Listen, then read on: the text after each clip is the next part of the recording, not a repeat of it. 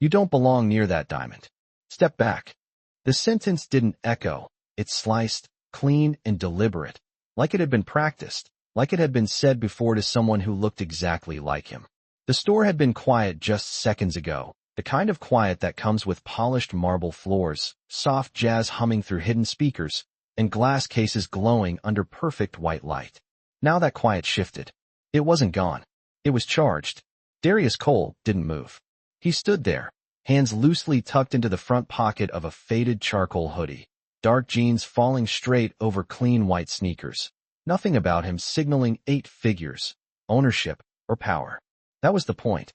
His eyes rested on the necklace beneath the glass, a 22-carat diamond centerpiece surrounded by smaller stones, each one cut to catch light like it owed them something.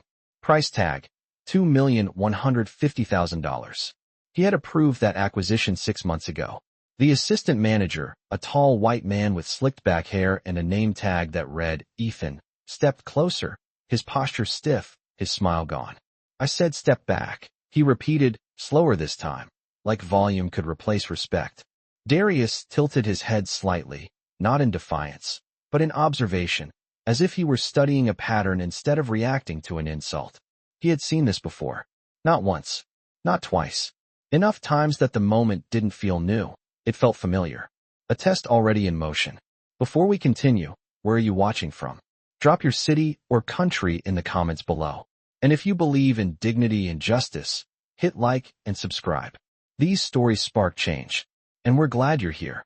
Now, back to Darius. The woman standing a few feet to the left of him, mid-40s, designer handbag on her shoulder, watched the exchange with narrowed eyes. She had walked in after him. She had been greeted with a smile, offered water, asked if she needed assistance.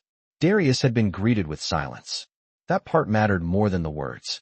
We don't allow customers to handle premium inventory unless verified, Ethan added, crossing his arms now, his tone shifting from warning to justification. Policy. That word again. It always came wrapped in authority, even when it was empty. Darius slowly took his hands out of his hoodie pocket, not raising them, not gesturing, just letting them rest at his sides. Calm. Still. Anchored. I didn't touch anything, he said, voice even, controlled, almost quiet enough to miss if you weren't listening. Ethan smirked slightly. And we're making sure you don't. A second employee, younger, maybe early 20s, stood behind the counter pretending to rearrange display cards. But her eyes kept flicking up. Something about the exchange wasn't sitting right with her. She wasn't speaking yet. Not yet. But she was watching. And in rooms like this, watchers mattered. A man in a navy blazer near the back glanced over, then looked away quickly, the way people do when they sense discomfort but don't want to inherit it. Darius noticed everything. The spacing, the tone, the sequence. Who was served first? Who was questioned? Who was ignored? He had built an empire on noticing what others dismissed. At 27, he had been followed around a watch boutique in Dallas for 15 minutes straight without a single word spoken to him. At 31, he had been asked if he could really afford a custom piece in Beverly Hills while standing next to a man who hadn't been asked anything at all. Each moment had been small on its own. Together, they formed a blueprint. And today, standing inside Cole & Company, jewelry, his store, he wasn't guessing anymore. He was confirming. Ethan stepped closer again, now within arm's reach, lowering his voice like he was doing Darius a favor. Look, man, I don't want to make this a thing, but this section isn't for browsing. If you're just looking around, you can check the front cases. The implication hung in the air heavier than the words themselves. Darius's gaze shifted from the diamond to Ethan's name tag, then back to his face. No anger. No urgency. Just clarity. What makes you think I'm just looking around? He asked. It wasn't confrontational. It was precise. Ethan let out a short laugh, glancing toward the woman with the designer bag, as if inviting her into the moment. She didn't respond. Experience, Ethan said. You can tell. There it was. Not policy. Not training. Experience. Translation, assumption refined over time. The young employee behind the counter stopped pretending to rearrange things. Her hands paused mid-motion. She looked at Ethan, then at Darius, then at the tablet screen in front of her. Something flickered across her face, recognition, maybe, or doubt. Darius turned slightly, taking in the store. Cameras in. Every corner. Inventory sensors built into each case. A real-time sales dashboard connected to every employee device. Systems he had invested millions into, not just to track revenue, but to track behavior, patterns, decisions. Moments like this. Is there a problem here? A new voice cut in, sharper, older. The store manager had arrived. Richard Hale, mid-50s, crisp suit, polished shoes, authority worn like a uniform. He walked in with the confidence of someone who believed he controlled the room the second he entered it. Ethan straightened immediately. Just handling a situation, he said, nodding toward Darius. Richard's eyes scanned Darius from head to toe in less than a second. Judgment delivered without a single word spoken. Then he smiled, but it wasn't warmth. It was dismissal disguised as professionalism. Sir, Richard said, if you're interested in our collection, we'd be happy to assist you in a more appropriate section. Appropriate. The word landed like a quiet verdict.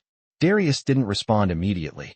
He let the silence stretch, just long enough for the room to feel it, for the air to tighten, for the watchers to lean in without realizing they were doing it.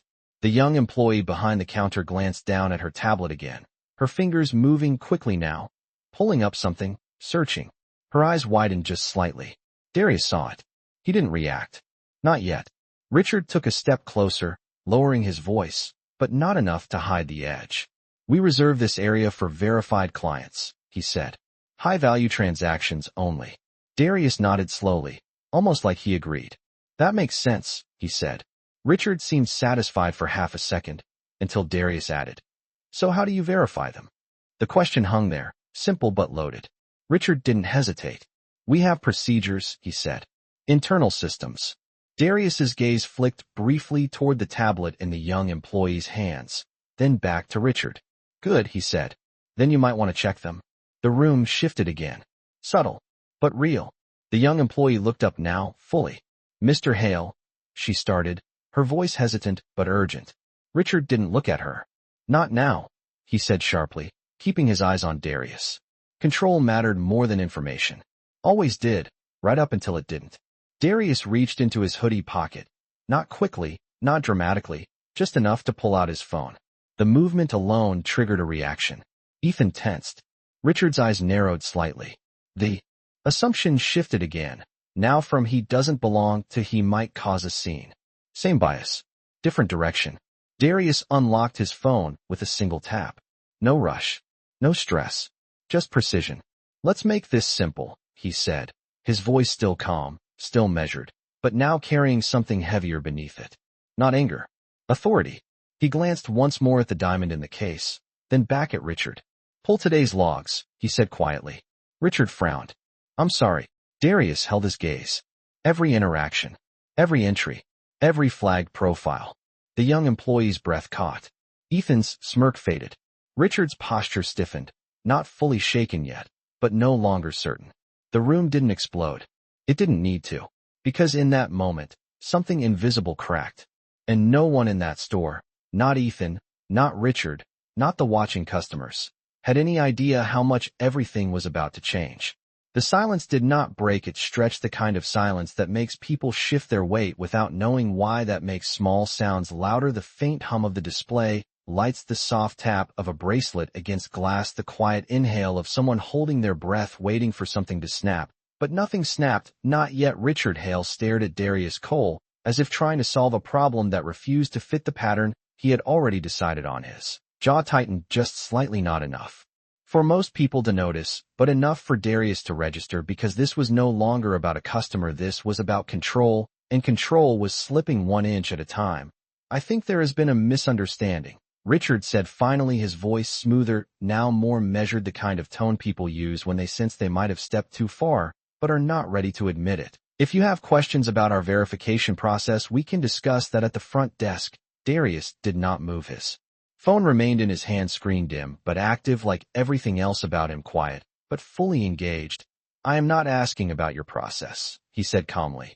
I am asking you to use it. Ethan shifted beside Richard, his earlier confidence thinning into something less stable, something that needed reinforcement. Sir, you cannot just walk in here and demand access to internal systems, he said, his voice sharper now, like he was trying to rebuild the authority that had started to crack. That is not how this works. Darius turned his head slightly, just enough to meet Ethan's eyes directly, and for the first time, there was something new in his expression, not anger, not irritation, but certainty, the kind that does not need to be proven.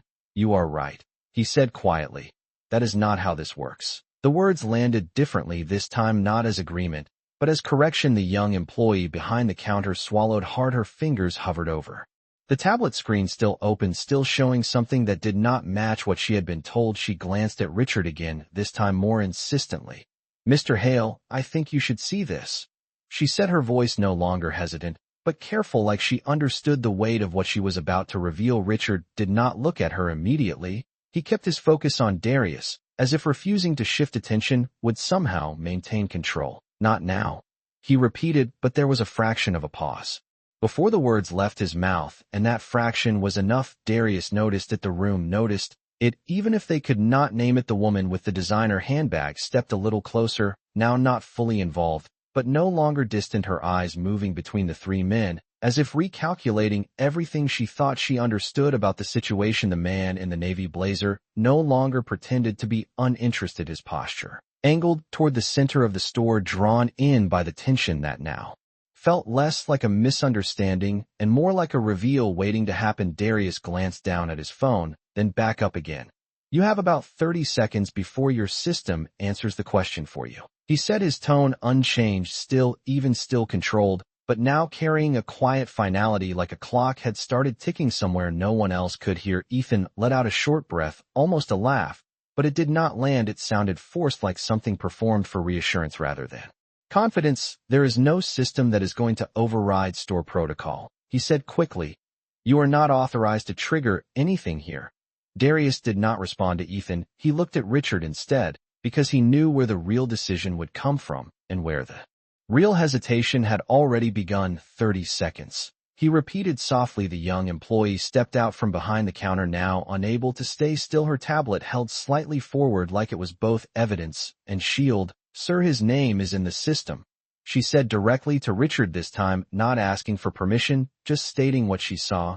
Not just in the system, it is flagged executive level, override owner clearance. The words did not explode, they sank heavy into the room like something undeniable settling into place. Ethan blinked once, then again, his expression shifting from dismissal to confusion, as if he had just been handed a version of reality that did not match anything he had prepared for. That is not possible, he said quickly, but his voice had already lost its edge. Richard finally turned his head slowly toward the tablet, the movement measured, controlled, but no longer confident. His eyes scanned the screen, and for the first time something broke through the surface. Not panic, not yet, but recognition, the kind that arrives a second too late. He reached for the tablet, taking it from the employee with a steadiness that was almost convincing, if not for the way his fingers tightened around the edges. His gaze moved across the data, name, profile, access level, timestamps, then back again, as if reading it twice might change what it said. It did not. Darius watched him, not with satisfaction, not with triumph,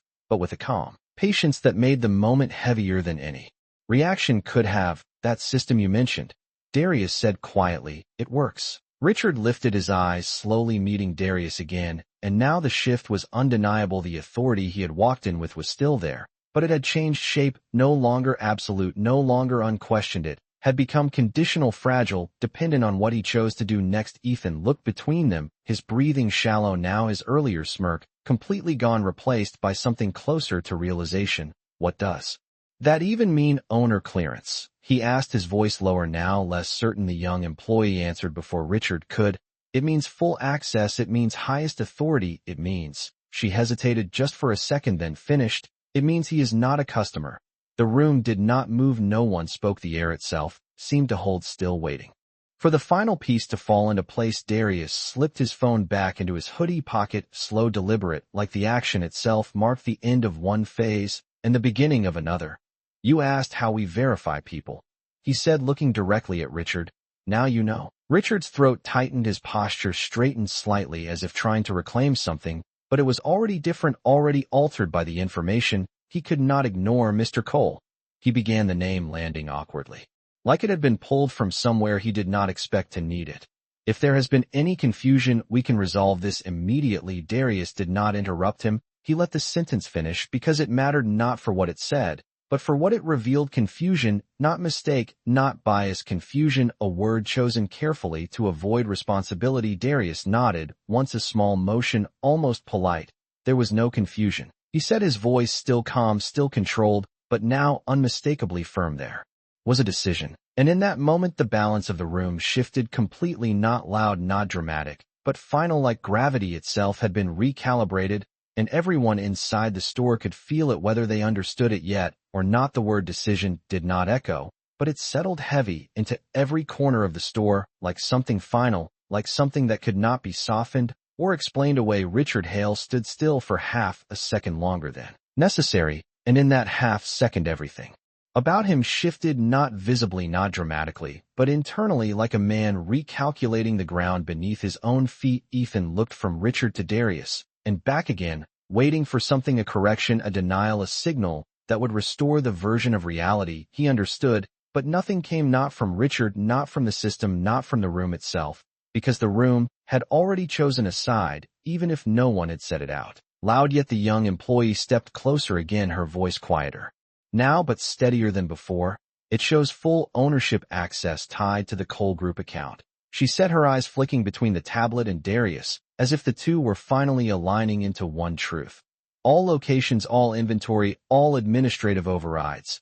Ethan shook his head once, slow, disbelieving, like he was trying to physically reject what he was hearing. That does not make sense, he muttered. He walked in here like... He stopped himself, but the sentence did not need finishing because everyone in the room had already heard it. The implication, the assumption, the quiet judgment that had shaped everything from the moment Darius stepped through the door. Darius did not react to the unfinished thought. He did not need to. He simply watched, letting the silence expand again, not as pressure, but as space for the truth to sit fully without interruption. Richard finally exhaled a controlled breath and handed the tablet back to the employee.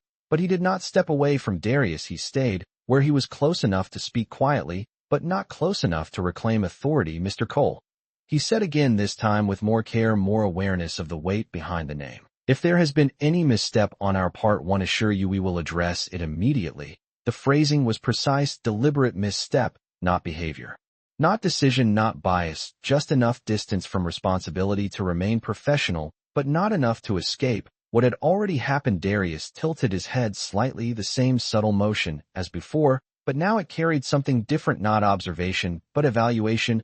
A misstep is accidental, he said calmly. What happened here followed a pattern. The word pattern landed deeper than anything else because it did not describe a single moment. It described a system, something repeated, something learned, something reinforced. Ethan's posture tightened again, but this time not from confidence, from discomfort. There is no pattern, he said quickly, almost defensively. We follow protocol. We treat everyone the same.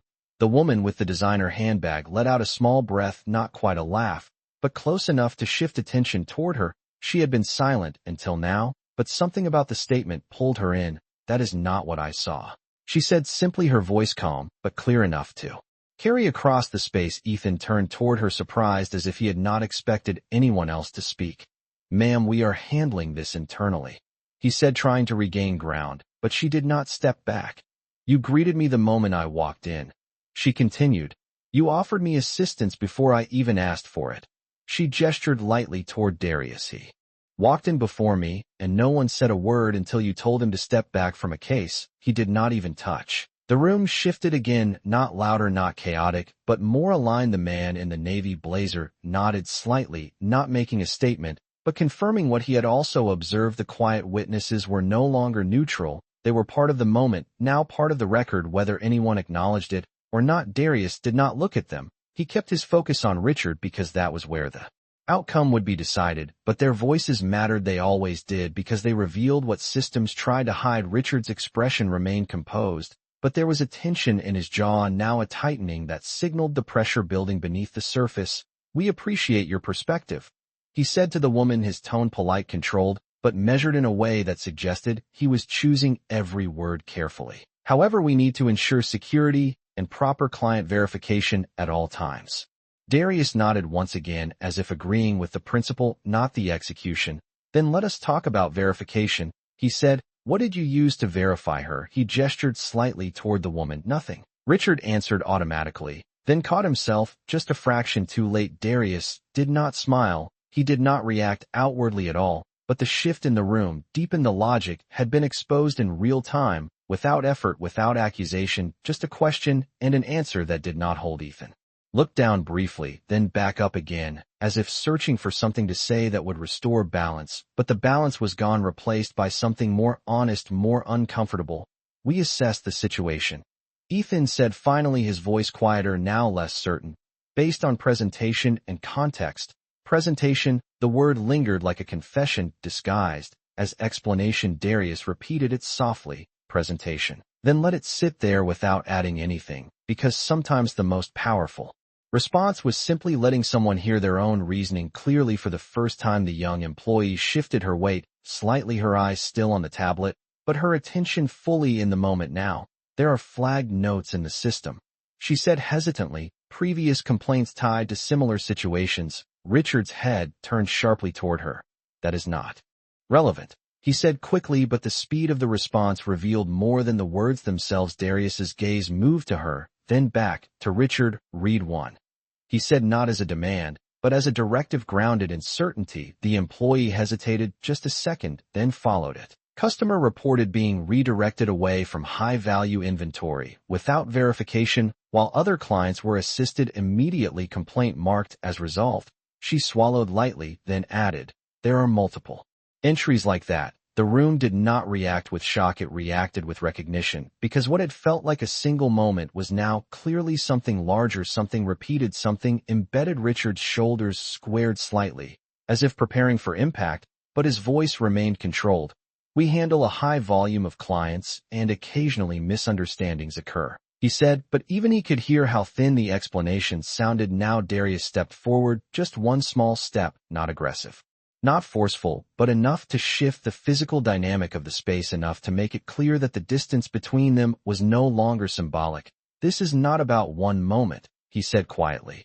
"It is about what you allow to happen when you think no one is watching." And in that moment, the truth did not arrive like a revelation. It settled like something that had always been there, waiting to be acknowledged, and no one in the store could step around it anymore. The words did not need to be repeated. They were already everywhere in the room, hanging between the glass cases, reflected in every polished surface, carried in the quiet tension of every person standing still. Darius did not raise his voice. He did not need to, because the truth he had just spoken had already done the work for him. Richard Hale stood with his shoulders squared, but the weight behind his posture had changed. It was no longer authority, it was resistance, the kind that comes when someone realizes they are no longer controlling the narrative but refuses to fully let it go. "We do not allow anything inappropriate in this store," Richard said finally, his tone tightening just enough to signal a shift from defense to justification. "If there are concerns, they will be reviewed through proper internal channels." The phrase sounded official, structured, safe, but it did not land the way he intended, because the room had already moved past process. It was now about accountability, and everyone could feel it. Ethan shifted beside him again, his confidence now reduced to fragments. He kept trying to gather them, but they slipped through each time he spoke. "We were protecting the merchandise," he added quickly, as if reinforcing the original claim would somehow stabilize the situation. "That necklace is valued at over $2 million. We cannot just let anyone." He stopped again, but like before, the unfinished sentence said everything. Darius looked at him this time directly, holding his gaze just long enough to make the silence between them meaningful. "Anyone," he repeated softly, not as a question, not as a challenge, but as a mirror. Ethan looked away, first not dramatically, just a small break in eye contact. But it was enough to show the shift. The young employee felt it too. She stood straighter, now no longer hiding behind the counter, her voice no longer hesitant, but still careful, like she understood the importance of what she was about to say. "The system flagged him the moment he walked in," she said quietly. "Facial recognition cross-referenced with executive database. It sent an alert to all active terminals." Richard turned toward her again, this time slower, more controlled, but the tension was unmistakable. "Why was that not escalated immediately?" he asked, but the question sounded less like inquiry and more like damage control. The employee swallowed lightly. "It was," she said. "It came through on my screen, but..." She hesitated, then finished, "I thought it was a system error because it did not match what I was seeing." That sentence settled deep, because it revealed the exact fracture between perception and truth. The system had recognized him instantly, but the people had not, and instead of trusting the system, they trusted their assumptions. Darius nodded slightly, not at her mistake, but at her honesty. That is how patterns survive, he said quietly, when evidence is ignored because it does not fit expectation. The woman with the designer handbag stepped closer, now fully engaged, no longer just an observer, her voice calm but firm. So the system knew who he was, and you still told him to step back, she said, looking directly at Ethan, then at Richard. That is not a misunderstanding, that is a choice, the man in the navy blazer added. Nothing but his presence shifted closer, aligning physically with the moment. His arms no longer crossed, his stance open, like he was no longer waiting to leave, but waiting to see how it ended. Darius turned slightly, taking in the room again, the lights, the reflections, the people, each element now part of something larger than a single interaction. This was no longer about access to a diamond, it was about access to dignity, and how quickly it could be denied based on nothing more than appearance. Let me be clear, Richard said, stepping forward half a step as if trying to reclaim ground. We have built this location on discretion and security. Our staff is trained to identify potential risks and act accordingly. Darius nodded, once acknowledging the statement without accepting its premise. And what did you identify? He asked simply. Richard opened his mouth to answer, then paused just briefly, the smallest delay, but enough to expose the absence of a real answer, because there had been no behavior. No action, no trigger beyond presence, context. He said finally, the overall context of the situation. Darius let the words sit there just like before, allowing it to unfold in the room without interruption, because context in this moment meant assumption, and assumption in this moment meant bias. But he did not say the word, yet he did not need to. The room was already arriving at it on its own. The young employee glanced back at her tablet, then spoke again, more firmly this time. There are timestamps showing the alert was ignored for over 3 minutes, she said, and during that time the interaction escalated. Richard's jaw tightened again, his control slipping in small, precise increments. That is enough, he said sharply, not raising his voice but cutting through the conversation with a finality that tried to end it but could not undo what had already been revealed. Darius stepped forward 1 more inch, not enough to invade space, but enough to redefine it, his presence now the center of the room, whether anyone acknowledged it or not. No, he said quietly, it is not enough. The words did not clash with Richard's authority, they replaced it, not loudly, not forcefully, but completely. Ethan looked between them, his breathing uneven now, his earlier certainty gone, replaced by something closer to realization. We did not know who you were, he said, almost as if that explanation might still matter, might still change something. Darius turned his head slightly toward him, and for the first time, there was a faint shift in his expression, not anger, not satisfaction, but clarity sharpened into something undeniable. That is exactly the point, he said. You did not need to know who I was to treat me with respect. The sentence landed heavier than anything else because it stripped away every excuse, every layer of justification, every attempt to redirect the moment into policy or procedure, and left only one truth standing in the center of the room. The woman with the handbag nodded slowly, her voice softer now, but no less certain. Respect is not a reward for status, she said, it is a baseline. The young employee lowered her tablet slightly, her eyes moving from Darius to Richard, then back again, as if witnessing something she would not forget, something that would change how she saw every future interaction. Darius reached into his pocket again, pulling out his phone, not with urgency, but with intention, his thumb tapping once on the screen, and this time the response was immediate. Every terminal in the store flickered, just slightly, a subtle shift barely visible, but unmistakable to those who knew what to look for. The system was no longer passive, it was active, and everyone in the room felt it, even if they did not understand it. Yet Darius looked at Richard one final time in that moment, his voice still calm, still measured, but now carrying the full weight of what was about to happen. You said you follow protocol, he said.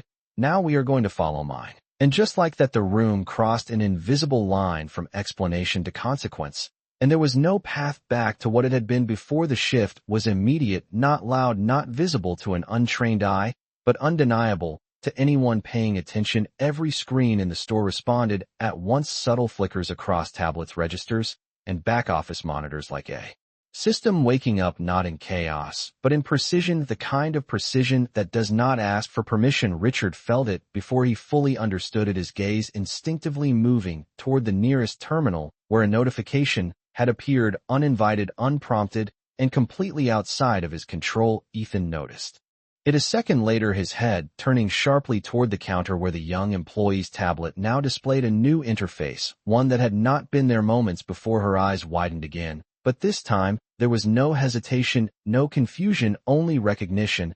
Administrative override initiated. She read quietly, her voice steady, but carrying through the room. Executive access level confirmed, all systems synchronized. The words did not echo, but they landed with weight, the kind that redefines space without moving anything physically. Richard stepped toward the counter, now no longer pretending to control the moment, his hand reaching out toward the tablet, but stopping just short of touching it, as if unsure whether he still had the authority to interact with it. "What is this?" he asked, his voice lower, now stripped of its earlier certainty. The young employee did not look at him. She kept her focus on the screen, reading carefully. System is running a full interaction audit, timestamped from entry to present, all employee responses logged, all client interactions cross-referenced with protocol guidelines. Ethan let out a breath that was almost a laugh, but it collapsed before it formed. "That is not possible," he said again, but this time it sounded like a question, not a statement, because the evidence was already in front of him, and it was not waiting for his approval. Darius stood still at the center of it all, his phone now resting loosely in his hand, his posture unchanged, his expression calm, as if nothing about this moment was unexpected, because it was not. This had been set in motion long before he walked through the door. This was not reaction, this was design. "You built your authority on what you thought you could see," he said quietly, looking at Richard.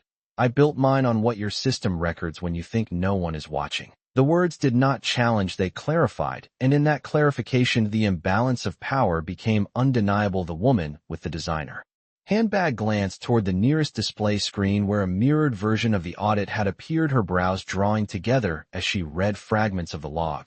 Time of entry acknowledged 0, greeting recorded, first employee interaction directive, to step back, no verification attempted. She read aloud, her voice measured, but firm enough to carry. "That is not security, that is profiling." No one corrected her, because no one could. The man in the navy blazer stepped closer, now no longer on the edge of the moment, but inside it, his eyes scanning the data, his expression shifting from curiosity to understanding. "There is a sequence here," he said quietly. "It is consistent." The young employee nodded almost involuntarily, her voice following his observation. "Yes, sir, multiple entries show similar escalation patterns based on initial perception rather than verified data." Richard's jaw tightened again, but this time there was no immediate response, no polished phrase, no controlled explanation, because the structure he relied on was no longer holding. It was being dismantled line by line in real time. Ethan looked at the screens, then back at Darius, his voice lower, now almost uncertain. "You set this up," he said, not accusing, not fully understanding, just trying to find ground in a moment that had none. Darius shook his head slightly, not dismissing the thought, but refining it. "I did not set anything up," he said calmly. "I walked in and let your system do what it was built to do, record the truth." The young employee's tablet chimed softly, a new notification appearing, her eyes scanning quickly before she spoke again. "Compliance alert triggered, regional oversight notified, executive review in progress." The words moved through the room like a quiet current, not dramatic, not explosive, but final. Richard's shoulders dropped, just slightly, not in defeat, but in recognition that the situation had moved beyond him, beyond the store, beyond anything he could resolve internally. "Mr. Cole," he began again, his voice more measured, now more careful than before. "If there is a concern at the executive level, we can address it through the appropriate channels." Darius nodded, once acknowledging the statement, but not yielding to it. "We are already in the appropriate channel," he said simply, then glanced toward the screens again, where the audit continued to unfold. Timestamps aligning actions, cross-referencing decisions against policy, revealing not just what happened, but how it happened, and how often. Ethan looked at the data again, his earlier certainty gone completely, now replaced by something heavier, something closer to realization. "We were following what we thought was right," he said quietly, almost to himself. The young employee did not respond immediately, but when she did, her voice was steady. "The system shows what is right," she said, We decide whether to follow it. That sentence landed differently, not directed at anyone specific, but understood by everyone present. Darius slipped his phone back into his pocket, once more the movement small, deliberate, like closing one chapter and stepping fully into the next.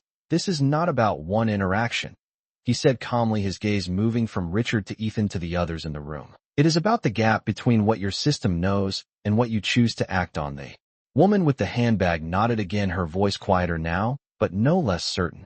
And that gap is where people get treated differently. The man in the navy blazer added nothing, but his presence remained steady, aligned with the truth that had now fully surfaced. The young employee lowered her tablet slightly, her grip firm, her posture no longer uncertain. She was no longer just a witness. She was part of the moment, part of the change unfolding in real time. Darius looked back at Richard one final time.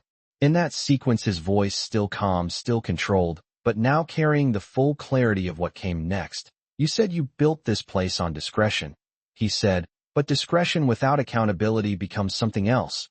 He let the words sit there just long enough for them to be understood, then added quietly, and now we are going to correct it. The system continued to run the audit, continuing to reveal, continuing to document, continuing to ensure that nothing in that moment would be forgotten or dismissed again. And in that steady, quiet unfolding, the store was no longer what it had been just minutes ago. It had become something else, something exposed, something accountable, something that could no longer hide behind polished surfaces and quiet assumptions. The system did not rush. It unfolded with precision, line by line, like a ledger correcting itself in real time. Every screen now mirrored the same truth, every device in sync, every timestamp aligned, and as the data continued to populate, the room felt smaller, not in space, but in certainty. There was no longer anywhere for doubt to stand. Richard Hale remained still, but his stillness was no longer composed. It was calculated, the kind of stillness that comes when every option has been reduced to consequence. Ethan shifted again, his weight uneven, his eyes moving between the screens and Darius, as if searching for a version of reality where this could still be explained away. But the explanations had already expired. The young employee's tablet chimed again, softer this time, but heavier in meaning, her eyes scanning quickly before she spoke. Behavioral consistency report generated, she said, her voice steady, but lower now, like she understood the gravity of what she was reading. Pattern deviation from protocol confirmed across multiple interactions, including this 1 inch. The words landed like a quiet verdict, not shouted, not announced, but final. The woman with the designer handbag folded her arms slowly, her posture no longer curious, but resolved. So this was not a one-time thing, she said, not asking, but stating the conclusion. The room had already reached. The man in the navy blazer nodded, once his gaze still on the screen. It rarely is, he said quietly. Patterns do not appear from nowhere, they are built. Darius did not move. He stood exactly where he had been from the beginning, but the room had moved around him. The center had shifted, and everyone could feel it, even if they did not say it out loud. He watched the data continue to unfold, not with surprise, not with satisfaction, but with confirmation. This was what he had come for, not confrontation, not spectacle, but clarity. The system pulsed again, and this time a new layer appeared. Compliance priority flagged, executive escalation confirmed, external review initiated. The young employee inhaled slowly, her fingers tightening slightly around the edge of the tablet. Regional compliance just acknowledged the alert, she said. They are requesting full documentation and immediate response from store leadership. Richard closed his eyes for the briefest moment, not long enough for anyone to call it hesitation, but long enough for it to register. Then he opened them again, and when he did, the shift was complete. The authority he had walked in with was no longer intact. It had fractured into responsibility and expectation. We will provide full cooperation, he said carefully, his voice controlled, but no longer dominant. All documentation will be submitted as required. Darius nodded, once acknowledging the statement, but not engaging with it further, because the moment had already moved beyond promises. This was no longer about what would be done, it was about what had already been revealed. Ethan looked at Richard, then back at the screens, his voice quieter now, almost uncertain. What happens now? He asked, not to Darius, not to the room, but to the reality unfolding in front of him, because for the first time, he was no longer speaking from position, he was speaking from consequence. The young employee answered before anyone else could, her voice clear, steady, grounded in what she was seeing. Now the system evaluates leadership response time adherence to protocol and corrective action alignment with company standards, she said, then paused slightly before adding, and that evaluation is logged permanently. The word permanently lingered heavier than anything else because it meant this moment would not fade, it would not be rewritten, it would not be softened by time, it would remain exactly as it was recorded. Darius glanced briefly at the nearest display, where the audit timeline continued to build. Each second now accounted for, each decision marked, each deviation highlighted, not as accusation, but as fact. This is what accountability looks like, he said quietly, his voice steady, his tone unchanged. Not loud, not emotional, just clear. The woman with the handbag nodded slowly, her expression thoughtful now rather than reactive. Most places never let it get this far, she said. They stop it before it can be seen. Darius turned his head slightly toward her, acknowledging the observation. That is why it keeps happening, he said simply, because it is hidden, not corrected. The man in the navy blazer shifted his stance slightly, his voice low but certain. You did not come here to shop, he said, not accusing, not questioning, just recognizing. Darius met his gaze for a brief moment, then answered without hesitation. No, he said. I came to see if the system we built would reveal the truth. Ethan exhaled slowly, the realization settling deeper, now his earlier certainty, replaced by something heavier, something that did not have a quick response. And it did, he said almost under his breath. The young employee looked down at her tablet again, then back up, her voice firm now, no longer hesitant in any way. There is also a recommendation field, she said. The system is prompting for immediate corrective action based on severity level. Richard's eyes moved toward her again, not sharply, not defensively, but with the awareness that whatever came next would define more than just this moment. What is the recommendation, he asked. The employee hesitated just briefly, then read it clearly. Immediate leadership review, temporary suspension of decision authority, pending executive determination, and mandatory retraining protocol for all involved personnel. The words did not strike like a blow, they settled like a structure, something already decided, something already in motion. Ethan's shoulders dropped slightly, not dramatically, just enough to signal that the weight had reached him fully now.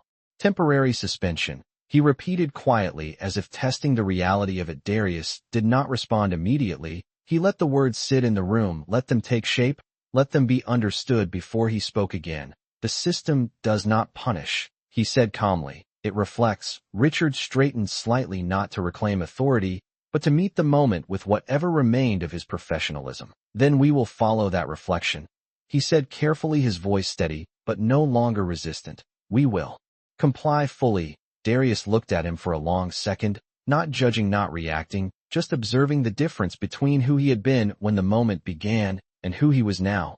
That is the first correct decision made today, he said quietly. The room did not react outwardly. There was no applause, no visible shift, but internally everything had changed. The structure, the balance, the expectation, the understanding of what had just happened, and what it meant. The system continued to run, not as a threat, not as a force, but as a record, ensuring that every second, every word, every choice remained exactly as it was. And in that quiet, precise unfolding, the store was no longer operating under assumption, it was operating under truth.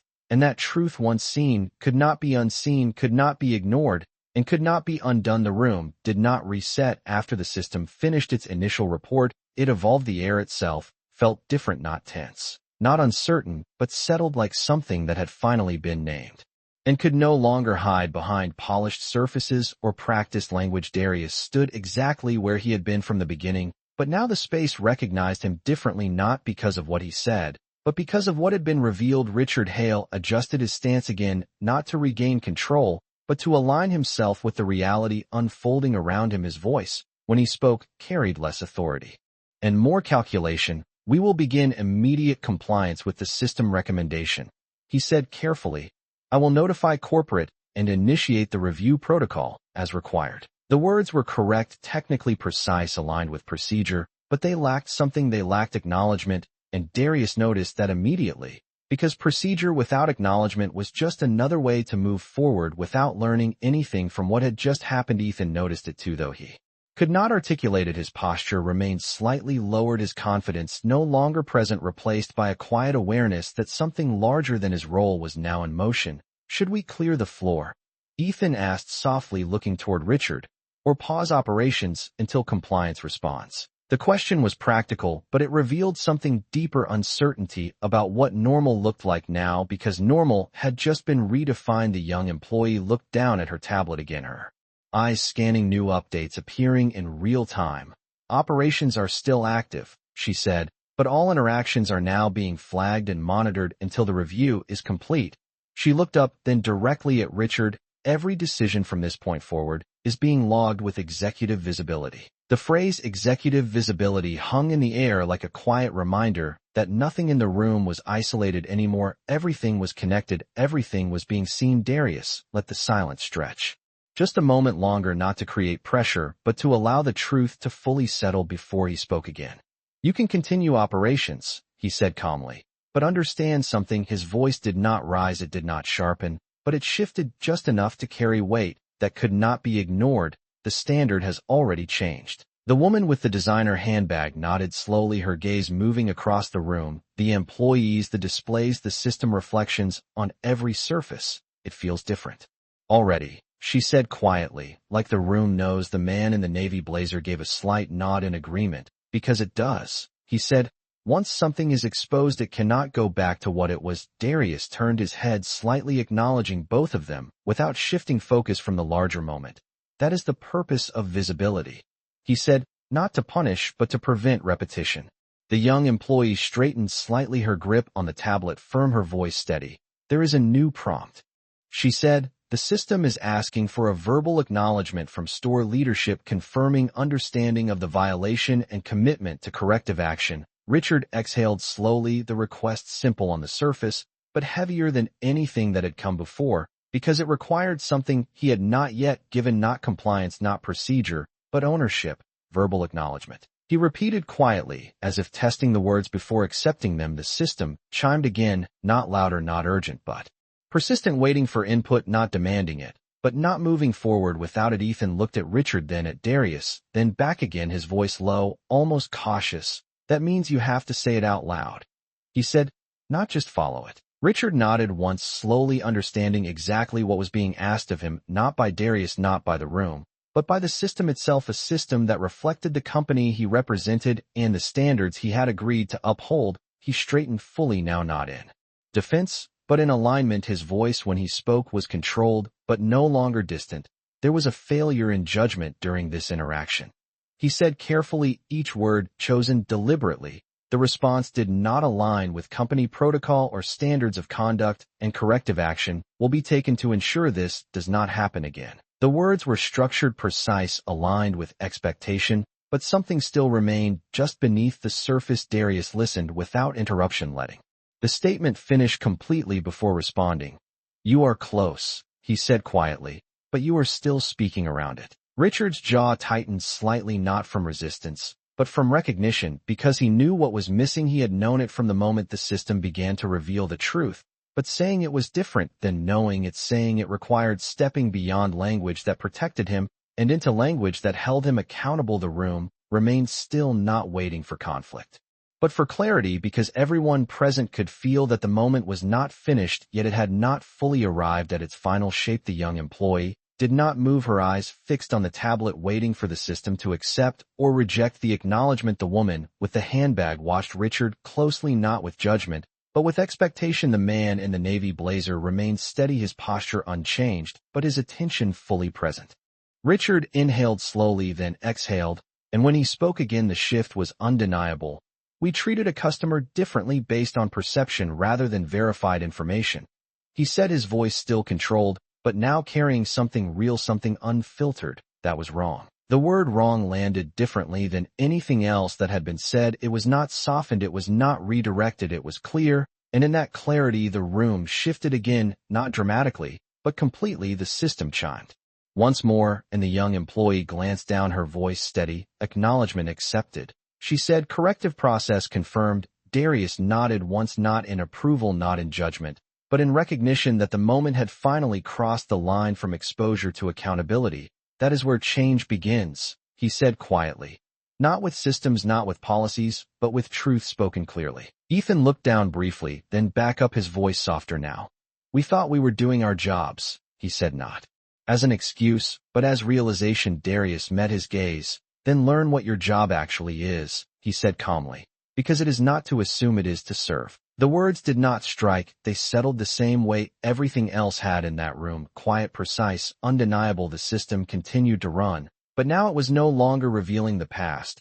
It was monitoring the present, ensuring that what had just been acknowledged would not be repeated unnoticed. The store remained open, the lights still bright, the displays still perfect, but everything about it had changed, not in appearance, but in understanding, and that change, once established, would define every interaction that followed, whether anyone in the room was ready for it or not. The acceptance did not close the moment. It opened something else, something quieter, but deeper, the kind of shift that does not rely on tension to exist. The system no longer pulsed with exposure, it settled into observation, steady, constant, present in every corner of the store, like a silent witness that would not look away. Darius remained still, but there was a subtle change in his posture, not in dominance, not in control, but in completion. The first phase was done, the truth had been revealed and acknowledged. Now came the part that most systems failed to reach, the part where change either took root or quietly dissolved into routine. Richard stood across from him, his shoulders squared but no longer defensive, his expression composed, but marked by something new, awareness not just of what had happened, but of how easily it could have gone unnoticed if not for this moment, if not for this man standing in front of him. What happens next is not written by the system, Darius said quietly, his voice calm, but carrying a weight that extended beyond the room. It is written by what you do when no one is watching. Again, the words did not accuse. They clarified, and in that clarification the responsibility shifted fully back to the people in the room. Ethan lowered his gaze briefly, then lifted it again, his voice softer, now stripped of the sharpness it once carried. Then we need to change how we see people, he said, not as a statement of policy, but as a realization forming in real time. The young employee nodded slightly, her grip on the tablet relaxed, but her attention sharper than ever. The system can flag patterns, she said, but it cannot replace judgment. It can only reveal when judgment fails. The woman with the designer handbag exhaled slowly, her posture easing, but her expression still thoughtful. That is the difference, she said, between having standards and living by them. The man in the navy blazer stepped back half a step, not to leave, but to give the moment space, his voice low but steady. Most places would have ended this with an apology, he said. But this feels different. This feels like something that will stay. Darius turned his head slightly, acknowledging him before returning his focus to Richard. It will stay if you make it stay, he said simply. The system chimed again, softer this time, not an alert, not a warning, but a continuation. The young employee glanced down, reading the update carefully before speaking. Follow-up protocol initiated, she said. Store-level review scheduled, leadership evaluation pending, additional recommendations may be issued based on compliance findings. Richard nodded once, absorbing the information fully. His voice when he spoke was steady but carried a new kind of weight. Then we prepare for that review, he said, and we make sure it reflects what actually happened, not what we wish had happened. The sentence landed differently, because it carried intention, not defense, not avoidance, but alignment with truth. Darius watched him for a moment longer, measuring not his words but the shift behind them, the difference between reaction and understanding. That is where most people stop, Darius said quietly. They respond to the moment, but they do not change the behavior that created it. Ethan looked toward the screens again, then back at Darius, his voice more grounded now. Then what does change actually look like? He asked, not rhetorically, but genuinely, because for the first time he was not trying to justify, he was trying to understand. Darius took a small step forward, not closing distance, but redefining it, his presence steady, his tone unchanged. Change looks like consistency, he said. It looks like treating the next person who walks through that door with the same level of respect, whether they are wearing a suit or a hoodie, whether they ask for the most expensive item or just look at the display. The words were simple, but they carried more weight than any policy ever written because they did not rely on systems, they relied on choice. The young employee nodded again, her voice firm now. Then it starts with us, she said. Every interaction, every decision, every assumption. The woman with the handbag smiled slightly, not out of amusement, but recognition. That is how culture shifts, she said.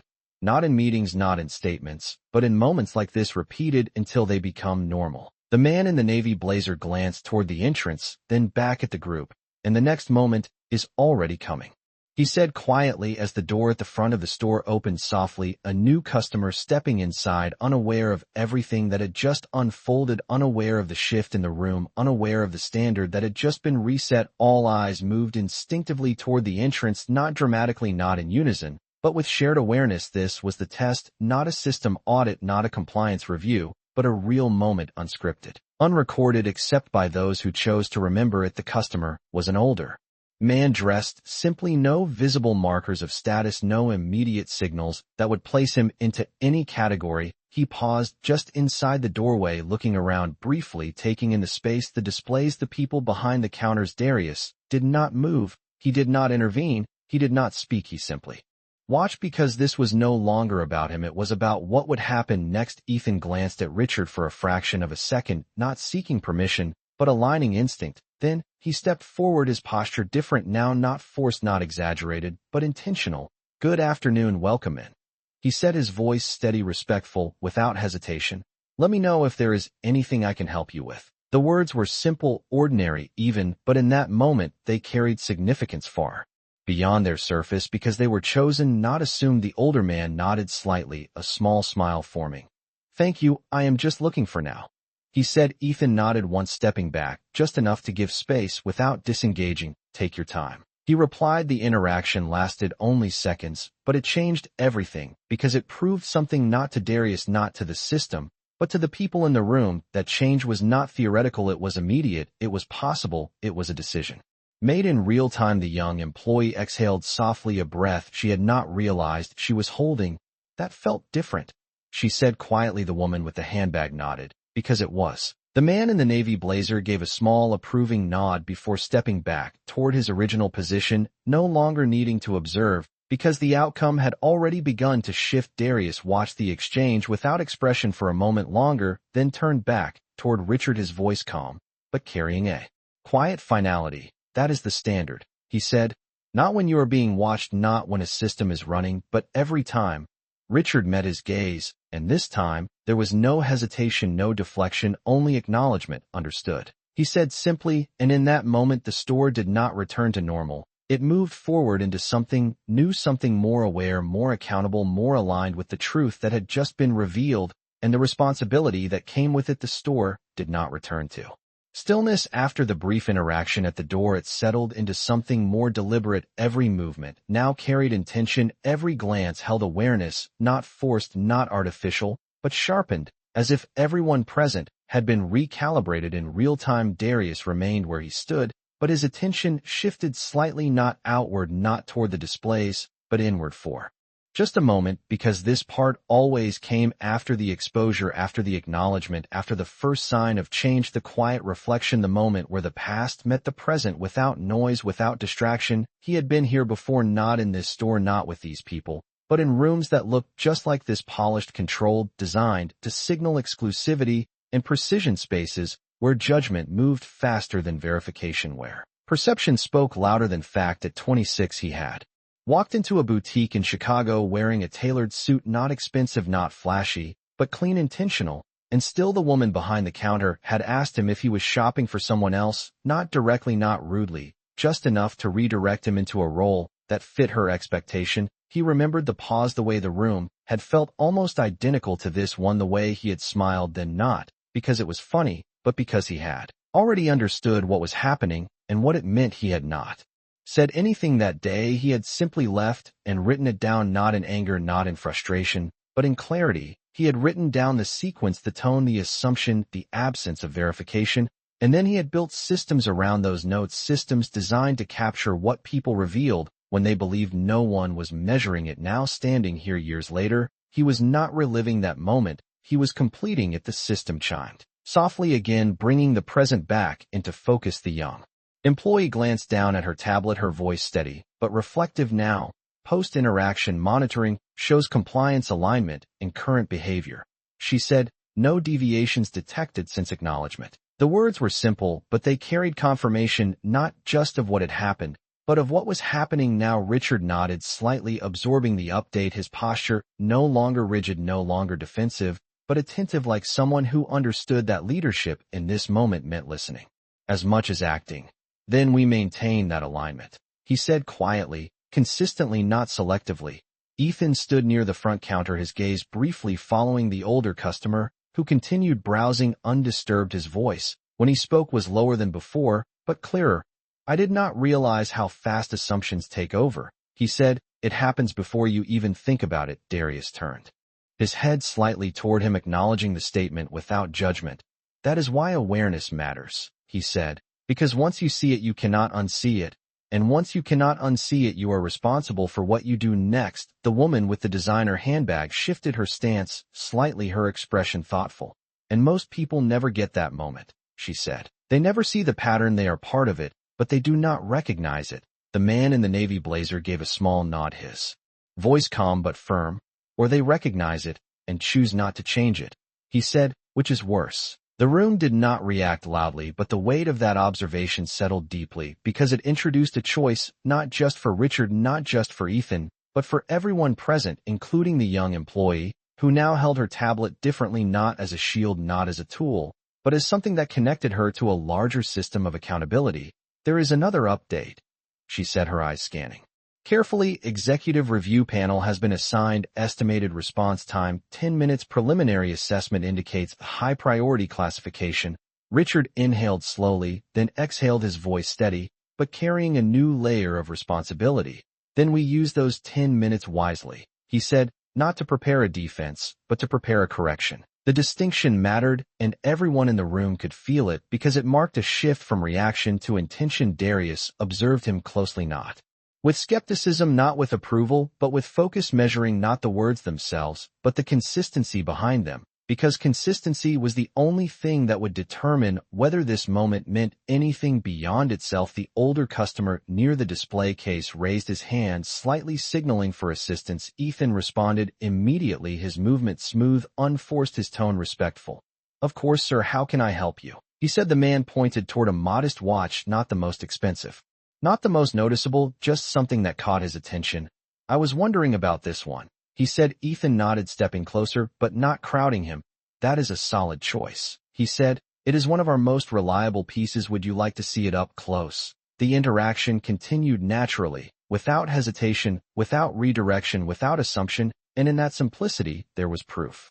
Not of perfection, but of change. The young employee watched it happen, her voice soft but certain. "That is different," she said again, this time not as observation, but as confirmation. The woman with the handbag smiled slightly. "That is how it starts," she said, "one interaction at a time, until it becomes habit." The man in the navy blazer glanced at Darius briefly, then back at the store. "And habits are what define culture," he added. Darius did not respond immediately. He let the moment breathe, let the shift settle, let the evidence of change exist without commentary, because validation was not needed. What mattered was continuation. After a few seconds he spoke again, his voice calm, but grounded in something deeper than the immediate moment.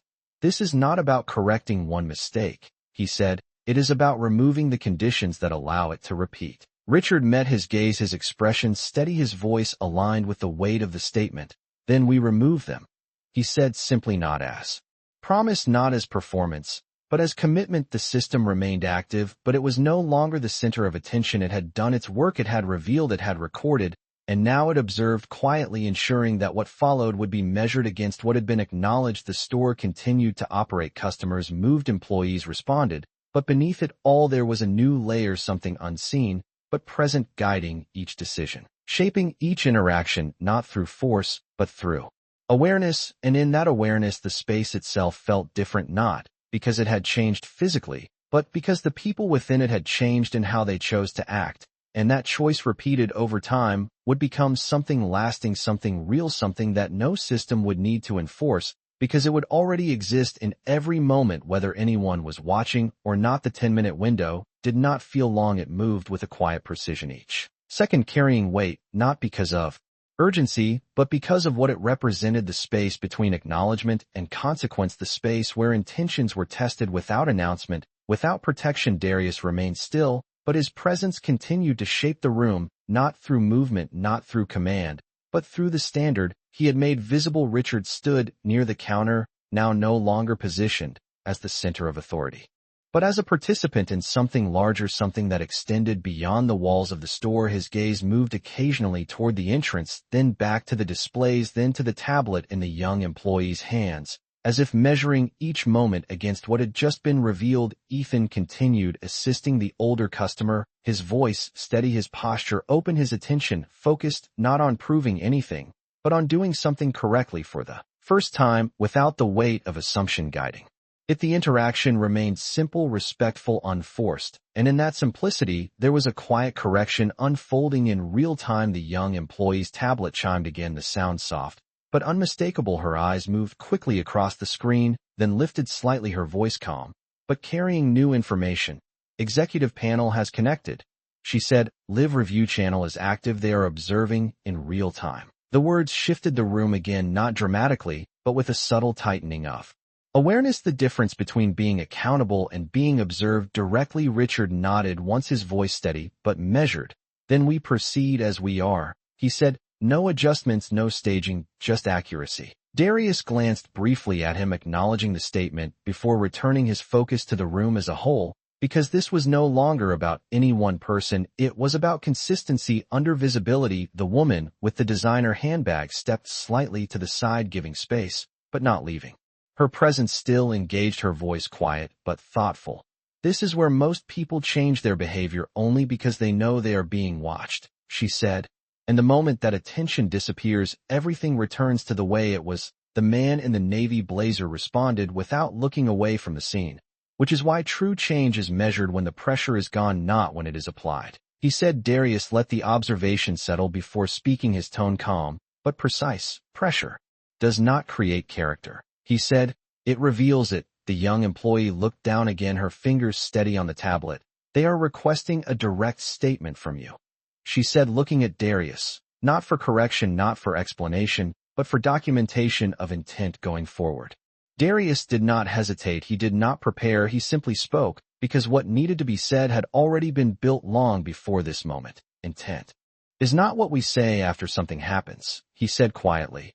It is what we demonstrate before it ever does. His voice carried clearly, not raised, not amplified, but grounded in something that did not need emphasis. This store does not operate on perception, it operates on respect, verified through action, not assumption. If that standard is not met, then the system does not fail, the people do. The words moved through the room with a steady weight, not sharp, not confrontational, but undeniable, because they did not attack, they defined. The tablet chimed once more, the young employee reading quickly, then nodding slightly. Statement recorded and acknowledged, she said. Panel is proceeding to final assessment. Ethan finished assisting the older customer, who now held the watch in his hand, examining it closely. I will take it, the man said simply. Ethan nodded with a small, genuine smile. I will have that prepared for you right away, he replied, his tone consistent, his demeanor unchanged, not elevated, not performative, just correct. The transaction began smooth, efficient, respectful, and in that moment it carried more meaning than any previous sale in the store, because it represented a shift not in revenue, but in behavior. Richard observed it closely, not with scrutiny, but with attention, noting the details, the tone, the pacing, the absence of assumption, and the presence of respect. He was no longer just managing a store. He was learning how it should function. The woman with the handbag glanced toward Darius again, her expression softer now, but still thoughtful. You did not raise your voice once, she said. You did not argue, you did not demand, you just let everything unfold. Darius looked at her briefly, then answered simply, because the truth does not need volume, it needs space. The man in the navy blazer nodded slightly. And you gave it exactly that, he said. The system chimed again, this time with a slightly different tone, not louder, but distinct enough to signal a transition. The young employee straightened slightly, her eyes focused on the screen. Final assessment complete, she said. Executive panel has issued preliminary decision. The room did not move, no one spoke, but the attention sharpened instantly, not in anticipation of conflict, but in recognition of consequence. Richard's posture shifted subtly, not defensive, not rigid, but ready to receive whatever came next. Ethan paused briefly at the register, his hands still, his focus momentarily drawn back toward the center of the room. The woman with the handbag folded her arms lightly, her gaze steady. The man in the navy blazer remained still, his attention fixed. The young employee took a small breath, then read clearly. Immediate enforcement of corrective measures confirmed leadership authority temporarily restricted pending full review mandatory retraining scheduled for all involved personnel additional oversight assigned to ensure compliance moving forward. The words settled across the room not as shock, not as disruption, but as structure, something already in motion, something already decided. Darius listened without reaction, because this was not the moment of revelation, this was the moment of alignment. The system had done what it was designed to do, reflect truth and apply consequence based on that reflection. Richard nodded once, slowly absorbing the decision fully. His voice, when he spoke, was steady, not defensive, not reactive, but grounded in acceptance. Understood, he said. We will comply with all directives immediately. Ethan looked down briefly, then back up, his voice quiet but clear. Then we adjust, he said, not as resistance, but as realization. The young employee lowered the tablet slightly, her posture firm, her voice calm. Adjustment is already happening, she said. This is just the formal recognition of it. Darius looked around the room one last time, not evaluating, not measuring, but confirming that what needed to be seen had been seen, that what needed to be acknowledged had been acknowledged, and that what needed to begin had already begun. Then let it continue, he said quietly. And in that moment the process moved from assessment to implementation, not with noise, not with disruption, but with the same quiet precision that had defined everything from the beginning, ensuring that what had changed in that room would not fade with time, but would carry forward into every moment that followed. Whether anyone was watching or not, the decision did not echo. It settled like everything else had in that room, quiet, precise, irreversible. The system had moved from observation to enforcement, and now the weight of that transition rested not in the technology, not in the process, but in the people who would carry it forward. Richard Hale stood with his hands resting lightly at his sides, not rigid, not defensive, but grounded, his posture no longer tied to control but to responsibility. He glanced once at the screens, then back at Darius, his voice steady, but changed in a way that could not be reversed. We will begin implementation immediately, he said, not as a declaration, but as a commitment. Ethan remained at the counter, completing the transaction with the older customer, his movements smooth, deliberate, his tone consistent, not elevated, not strained, simply aligned. The receipt printed, the watch carefully placed into its case. The interaction closed with a quiet thank you that carried more meaning than any scripted phrase could hold. The customer nodded once, satisfied, then stepped away, unaware that his experience had just become part of something much larger than a single purchase. The young employee's tablet chimed again, and this time the tone felt final, not as an ending, but as a transition. She scanned the screen, then lifted her eyes, her voice calm but certain. Implementation phase active, she said. Leadership access adjustments are in effect. Oversight channel remains connected. Retraining modules scheduled to begin within 24 hours. The words moved through the room like a structure locking into place, not disruptive, not dramatic, but firm. The woman with the designer handbag shifted slightly, her expression reflective. It is strange, she said softly, how quickly everything can change once it is seen clearly. The man in the navy blazer nodded once, his gaze steady. Clarity does not create change, he said. It removes the excuse not to.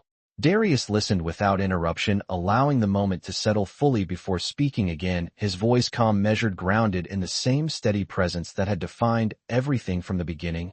Most systems are not broken, he said quietly.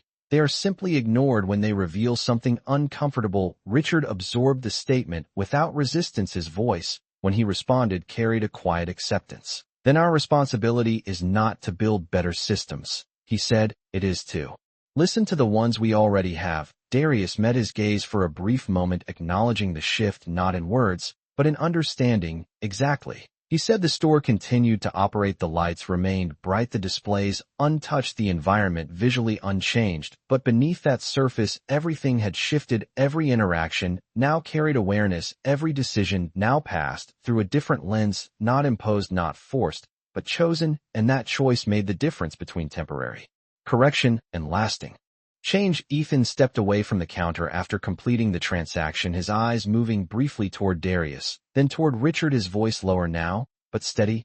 I understand it now, he said. Not just what happened, but why it happened. He paused for a fraction of a second before continuing. And that is the part that has to change, not just what we do, but what we assume before we do it. The young employee nodded slightly, her grip on the tablet relaxed, but her attention unwavering. The system cannot remove bias, she said, but it can show us when it is there, and what we choose to do with that is what defines us. The woman with the handbag gave a small approving nod. And most people never get shown, she said. They just continue the pattern without ever seeing it. The man in the navy blazer stepped back another half step, his presence still engaged, but no longer central, his voice calm, but certain. Today you saw it, he said, looking at Ethan, then at Richard. What you do with that tomorrow is what matters. Darius turned slightly, taking in the entire room once more, not as a space, but as a system of people, choices, and consequences. His voice, when he spoke again, carried a quiet finality, not of ending, but of transition. This moment does not define you, he said. What defines you is whether this moment changes you. The words settled deeper than anything else, because they shifted the focus away from what had happened and toward what would happen next. Richard nodded once slowly. The weight of the statement fully understood, his voice steady, grounded in that understanding. Then it will, he said, not as assurance, not as defense, but as intention. The system remained active, but no longer intrusive. It had moved into the background, a constant presence, ensuring that what had been revealed would remain visible if needed, but no longer demanding attention, because its purpose had been fulfilled for now. Darius reached into his pocket, once more retrieving his phone, not with urgency, not with emphasis, but with quiet completion. He glanced at the screen briefly, then returned it to his pocket, the action small but significant, marking the end of his direct involvement. In the moment, the young employee lowered her tablet slightly, her posture more relaxed, but her awareness intact. Monitoring will continue, she said, but there are no active alerts at this time. The statement carried a subtle shift, not relief, not closure, but stability. The woman with the handbag exhaled softly, her expression thoughtful, but calm. It feels different now, she said again, not questioning, not comparing, simply recognizing. The man in the navy blazer nodded in agreement. Because it is different, he said. Not because the room changed, but because the people in it did. Darius gave a slight nod, not in agreement, not in validation, but in recognition that the moment had reached its natural conclusion. He looked once more at Richard, then at Ethan, then at the young employee, and finally at the room as a whole. His voice, when he spoke, was quiet, but carried the full weight of everything that had happened. Keep it that way, he said, and with that the moment did not end. It transitioned, moving forward into something that would no longer rely on exposure to exist, but would instead be sustained by awareness, by choice, by the understanding that respect was not conditional, not optional, not dependent on who was standing in front of you, but was the foundation of everything that followed. And once that foundation was seen clearly, it could not be ignored again, without consequence. The moment did not dissolve. When Darius finished speaking, it settled into something steadier, something that no longer needed him at the center to exist. The system had completed its work, the acknowledgement had been made, the consequence had been accepted, and now what remained was the part that could not be programmed, the part that would determine whether any of it truly mattered. Time. Richard stood still for a second longer than necessary, not frozen, not uncertain, but grounded, like someone absorbing the full weight of what had just happened, not as an event, but as a shift. His gaze moved across the store, not scanning for problems, not measuring control, but noticing details, the distance between employees and customers, the tone of each interaction, the pace of movement, the small signals that once went unnoticed, but now stood out clearly, because he knew what they meant. Ethan leaned lightly against the counter for a moment after completing the transaction, his hands still, his expression thoughtful, not burdened, but aware, like someone replaying a moment, not to justify it, but to understand it completely. I keep thinking about how fast it happened, he said quietly, not to anyone in particular, but to the room itself. Not the system, not the audit, just the decision. Before all of that, the young employee looked up from her tablet, her voice calm, but reflective. That is always the fastest part, she said. The assumption, it does not take time, it just happens. The woman with the designer handbag nodded slowly, her eyes moving across the displays, but seeing something deeper than what was in front of her. And that is why it is dangerous, she said, because it feels normal when it is happening. The man in the navy blazer stepped slightly closer again, not to re-enter the moment, but to remain connected to it, his voice low but steady. Normal is just repetition without awareness, he said. Once you see it, it stops being normal, it becomes a choice. Darius listened, without speaking, his presence still shaping the room, even as his role within it began to shift from Active to observational, he had seen this part before, not always in stores, not always in places like this, but in rooms where something had been exposed, and the people inside had to decide whether to carry that awareness forward or let it fade into memory. The system chimed softly again, not as a command, not as a warning, but as a continuation. The young employee glanced down, reading carefully before speaking. Follow-up log is recording behavioral consistency. Since implementation, no deviations detected. She said, system recommends continued observation, but no immediate escalation required. Richard nodded, once absorbing the information fully, his voice steady, but quieter than before. Then we maintain this, he said, not because the system is watching, but because we understand why it matters. Darius turned his head slightly toward him, acknowledging the statement without interruption, because the difference between saying it and meaning it would only be proven over time, and time was the one thing no system could accelerate. Ethan straightened slightly, stepping away from the counter, his posture more balanced, now his voice clearer.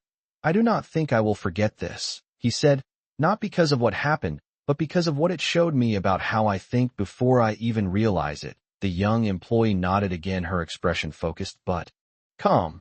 That is where change actually starts, she said, not in what we do, but in what we notice before we do it. The woman with the handbag smiled faintly, not out of amusement, but recognition, and most people never reach that point.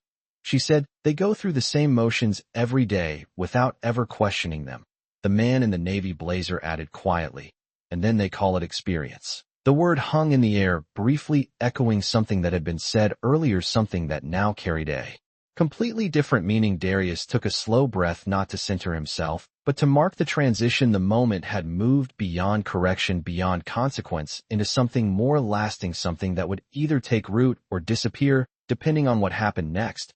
And that part was no longer his to control. He looked around the store one more time, not as a customer, not as an owner, but as someone who understood systems and the people within them. His voice, when he spoke again, was calm, steady, and final, without needing to be loud. This is the part no one records, he said. What happens after everything has been seen? The room remained still, not waiting for instruction, not expecting anything more, but listening, because what came next mattered more than anything that had come before. Richard met his gaze, his expression composed, but grounded in something deeper than authority. Then we make sure it holds, he said. Not for today, not for this moment, but for every moment that follows. Ethan nodded, once his voice quiet but certain. And if it slips, we correct it before it becomes a pattern again. The young employee tightened her grip slightly on the tablet, her voice firm. And we do not ignore it just because it is uncomfortable. The woman with the handbag gave a small, approving nod. That is how trust is built, she said, not by saying the right thing, but by repeating the right action. The man in the navy blazer stepped back once more, his presence easing as the moment reached its natural close. And that is how change lasts, he said. Darius looked at each of them briefly, not to judge, not to confirm, but to recognize the shift that had already begun. The system had revealed the truth, the room had acknowledged it, and now the responsibility had moved entirely into human hands, where it would either be upheld or undone. With every decision that followed, he reached into his pocket once more, not for his phone, not for any device, but simply as a gesture of closure, something small, something personal, something that marked the end of his role in this moment. Without needing to announce it, his voice, when he spoke again, was quiet, but carried the full weight of everything that had led to it. Then prove it, he said, and with that, the moment did not end, it continued, moving forward into something that no longer depended on exposure to exist, but on awareness to sustain it. A standard no longer hidden, no longer optional, no longer dependent on who walked through the door, but defined by how every person inside chose to respond once they understood what was truly at stake. The store did not pause. When Darius stepped back, it continued, but not the way it had before. Every movement now carried intention, every interaction held weight. Not visible, not announced, but present in a way that could not be undone. Darius walked slowly toward the entrance, not hurried, not lingering, his steps measured. Like everything else about him, the glass doors reflected his image briefly, the same hoodie, the same quiet presence, the same man who had walked in unnoticed, and now walked out having shifted something that would remain long after he was gone. Behind him, the system continued to run, not loudly, not intrusively, but steadily, ensuring that what had been revealed would not be forgotten. The young employee watched the display for a moment longer before lowering her tablet fully, not because the system had stopped, but because she no longer needed it to tell her what to look for. Her awareness had already changed. Richard stood near the center of the store, his posture no longer tied to authority, but to responsibility. His eyes followed Darius for a brief moment, then returned to the space around him, not out of dismissal, but out of understanding. The moment was not about who left, it was about what remained. Ethan moved from the counter to assist another customer, his tone consistent, his posture open, his attention grounded in something that no longer relied on assumption, but on choice. The interaction simple, respectful, uninterrupted, and in that simplicity, there was proof that something had taken hold, not perfectly, not permanently, but genuinely. The woman with the designer handbag remained for a moment longer, her gaze moving across the room, as if memorizing the shift she had witnessed. Most people would never believe this happened, she said quietly, not as doubt, but as recognition. The man in the navy blazer nodded once, his expression calm. Because it does not happen often enough, he said. Not like this, not where it is seen all the way through. She looked toward the door where Darius had just exited, then back at the employees. But it should, she said simply, and with that she turned and walked out. Her presence no longer needed, her role complete. The man in the navy blazer remained a moment longer, then gave a small nod toward Richard. It is yours now, he said, not as pressure, not as warning, but as fact, before stepping away and leaving the store quieter, not in sound, but in presence. Richard stood still for a moment, absorbing everything. Not the tension, not the exposure, but the clarity, the understanding that what had happened was not an isolated incident, but a reflection of something that had existed beneath the surface for longer than he had been willing to see. He exhaled slowly, then turned toward the team, his voice steady, not raised, not commanding, but clear. We begin now, he said, not later, not after review, not after training, now. Ethan looked at him, then nodded once, not out of obligation, but agreement. The young employee stepped closer, her tablet now resting at her side, her voice calm. What is the first step? She asked. Richard did not hesitate. We remove assumption from every interaction, he said. We verify before we decide, we engage before we judge, and we treat every person who walks through that door with the same level of respect regardless of what we think we see. The words were simple, but they carried a structure stronger than any policy because they were understood, not just heard. Ethan nodded again, his voice firm. And if we catch ourselves slipping, we correct it immediately, not later, not quietly, but directly, the young employee added. And we document it not to protect ourselves, but to learn from it. Richard looked at both of them, then at the rest of the store, his voice steady. That is how this changes, not once, not today, but every day. The system continued to monitor quietly, not interfering, not directing, but present as a reflection of the standard now being set. The store remained open, customers continued to enter, and leave, transactions continued to happen, but beneath it all there was a new foundation, something that did not exist before, something built not from policy, but from awareness and choice. Outside, Darius paused for just a moment on the sidewalk, not looking back, not needing to. The reflection in the glass behind him showed the same store, the same lights, the same displays, but he knew it was not the same place anymore. He had seen the shift, he had felt it, and more importantly, he had left it in the hands of people who now understood what it meant. He adjusted his sleeve slightly, then continued walking, blending back into the city, like he had never been there at all. No announcement, no recognition, no need for either, because the impact of what had happened was not measured by who saw him leave, but by what remained after he did. Back inside the store, Ethan greeted another customer, this time without hesitation, without calculation, just presence. The young employee assisted someone at the display, her tone steady, her attention genuine. Richard observed quietly, not to control, not to correct, but to ensure that the standard held, not because he was watching, but because they were aware. And in that quiet continuation, the store became something else, not perfect, not finished, but changed, a place where the system no longer needed to expose the truth because the people inside had chosen to live it, where respect was no longer dependent on perception, but defined by action repeated consistently over time, where the absence of bias was not assumed but practiced, and where the lesson learned in one moment became the standard for every moment that followed. Darius did not need to return, he did not need to check, the system did not need to confirm anything, because the real test had never been whether the system worked, it had been whether the people would. And as the door opened again for another customer, In another interaction began the answer was already unfolding one choice at a time, one moment at a time, one standard at a time, until what had once been hidden became what was always expected, and what was always expected became what was never questioned again.